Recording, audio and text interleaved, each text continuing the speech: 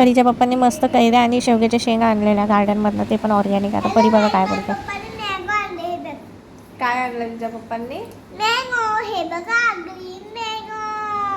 आणि त्याच्यानंतर आम्हाला जायचं होतं चेंबूरला, कारण की परीला स्कूलला सुट्टी पण होती. आणि मेन म्हणजे तर ना, आपल्याकडे जी कैरी आणलेली ना त्याचा मला मुरब्बा करायचा होता. कारण की मी तर ह्याच्या अगोदर कधी ट्राय नव्हतं केलं, म्हणून म्हटलं की मम्मीलाच सांगते करायला. आणि मी कधी पण कुठे बाहेर जाताना मला काय लावलं ना, मेकअप वगैरे केलं ना, तर सेम तसंच परूला पण करायचं असतं. आणि म्हणजे आता माझ्यापेक्षा जास्त आहे ना परू म्हणजे मेकअप वगैरे करते. माझ्यापेक्षा जास्त तिला लिपस्टिक आवडते.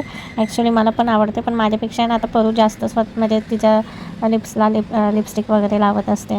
त्याच्यानंतर आम्ही दोघ्या मायले की मस्त तयार झालेलो जाण्यासाठी. आणि परीचे पप्पा आम्हाला स्टेशनला सोडायला आले ना. परीची बघा कशी मस्ती चालू आहे. हॅलो, कुठे चालली ग तू? ऐकलं.